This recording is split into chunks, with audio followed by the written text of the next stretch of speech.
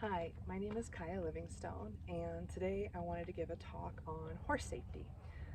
I am an equine facilitated psychotherapist, so I end up doing horse safety talks pretty regularly with people, especially people that are totally new to horses. So I wanted to make a video series so people could have access to information who don't always get to be around horses. I have my dear friend Coyote with me here today to kind of help talk about horses and being safe around them. So there's 4 things I wanted to cover today. One was how to approach a horse that you don't know, and this again is for every horse person or anybody who's interested in becoming a horse person. I also wanted to talk about how horses let us know when they want us to leave them alone.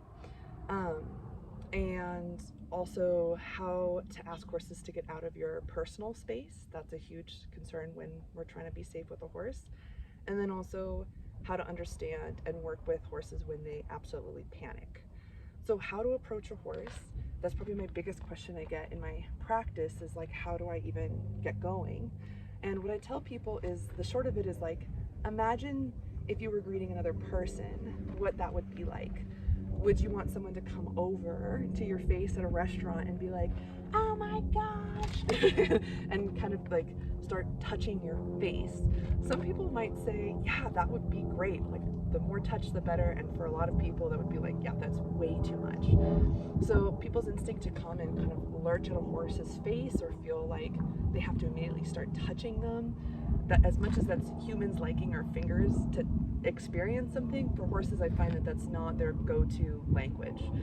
So what I say is approach your horse or approach the horse you're curious about, and get like a good distance from them. Don't feel like you need to be up in their business, and then just read their cues. So if the horse looks relaxed, if they look like their ears are kind of floppy, it looks like their body is really calm, then you can kind of step into their, what I call the red zone. We have it too as humans. It's kind of 2 arms distance or at least 1 arm's distance. And then just gently kind of see what they do when you touch them. So some horses prefer being touched on the top of their head, but not a huge amount. Coyote knows me, so he's like, oh yes, please.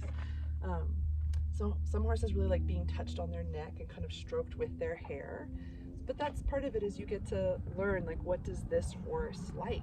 Do they not like their ears touched? Sometimes Coyote loves his ears being scratched. So yeah, so that's him being like, oh my gosh, please don't stop, that feels so good.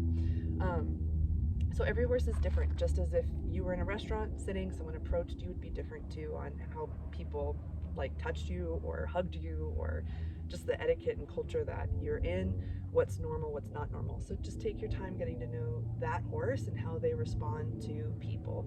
And that's going to help you stay pretty safe, because the next concern is when a horse tells people like, hey, can you leave me alone? So a lot of people, like, again, come into the space and assume it's going to go well, and they don't read when a horse is saying, hey, I don't really want you to get closer, or I'm feeling really uncomfortable in this environment, or you've pushed past my capacity.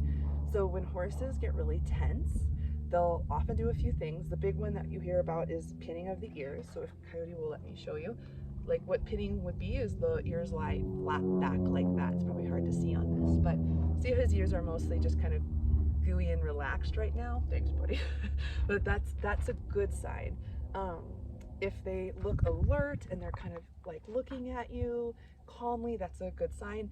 If they look away, or what surprises people is when horses kind of hold their breath and get really tense, that's usually a sign that they're like, I don't like this and I don't know what to do. So they're like, oh, they're being so calm, but they're actually not. They're kind of frozen. We could talk about that another day. But if a horse is cueing you, so if they're looking tense, if they're kind of wincing, if their lips are getting really tight, if their ears get really rigid, either forward or totally back, usually that's them saying, hey, can you please give me some space? I don't like this. So again, if I approach someone at a restaurant and they immediately kind of got nervous and defensive, they're saying like, hey, please don't approach me anymore. And the kind of thing to do if you want to develop rapport is to back off, don't push it. Um, so when a horse is cueing you to like give some space, then the best thing you can do is just be like, okay, I hear you, I'm going to give you space. And then they feel like they can kind of come into to like connecting when they're ready, which is so much better for building relationship and trust and also safety with a horse. The next thing is our personal space. So one of the things that I see the most is that when I'm working with the person and their horse, the horse will kind of jump into the person's red zone. So again, that's like 1 or 2 arms distance. One is really close, but 2 is kind of ideal. And the person will be talking to me, and without knowing, they'll just kind of back up.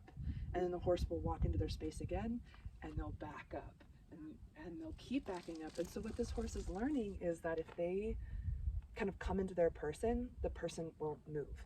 Now, like, people don't get that just casually doing things is probably not a big deal. But as soon as we're introducing energy into the work, or later on, like where we're going to talk about panic, the horses learn that if they run you over or they run into you, you will get out of the way. And the truth is just sometimes we can't. So really important with young horse, with a new horse, with any type of horse, that you are not accidentally like backing up or inviting them into your space and into your red zone, that you were actually saying like, hey, this is my zone and I need to invite you in so that like we can coexist safely. The truth is, and I'll tell folks this, they're 1,000-pound give or take animal. If Coyote here was to get scared by something behind him and he was to jump into me, I don't care how close of a relationship we have, that would hurt. Just he's 1,200 pounds, so 1,200 pounds at my face, not safe. I've been run over by horses before. Trust me, it's not something you want. So if right off the bat you can teach horses like, hey, humans are wonderful. We're also very fragile and small compared to you. Please don't bite us, don't kick us, and please don't run us over. We're so much more safe that way. So yeah, just on that note, the kind of typical safety concerns just to throw out is, but I meant to say this when we're talking about when they want us to leave them alone. If we don't respect that, then that's when you get behavior like horses biting us or turning around and kicking us, which again, like, because they're so big, this giant strong hoof lock loaded on a big strong leg, it's not going to tickle. And they're biting, like, also, you know, sometimes they bite to make a point, but sometimes they bite to like try to get rid of you. You want to just make sure that you're not getting to a point with your horse where they feel like they have to be that loud with you for you to hear them. But those are definitely concerns. The personal space issue too, you want to make sure that they also learn that like they can't just walk into your space and step on your toes. The truth is, as a horse person, you're probably going to get your toes stepped on. A lot of times people who really know horses kind of always have their feet directly under their body versus like, and you can't see me on the screen right now, but standing with the foot kind of out like that around a horse, and in this case like this, is so much more susceptible for him to step on me. So making sure that like the horse knows your personal space, but also that you're just aware that you have to really watch your own. So the last thing is panic, and this is where you can hear these horrible horse accidents where people like end up getting incredibly hurt. And part of it is that like sometimes a horse, like say for Coyote, there was a big car, scared him and he jumped forward and the lead rope went tight and he didn't know how to be tied very safely and he didn't respond to the pressure and I got caught in the middle of it. That would be really dangerous. So when horses panic, they will do whatever it takes to get into safety, including run someone over, including sometimes hurting themselves, hurting another horse. So it's good to know like your horse, what could or does make them panic.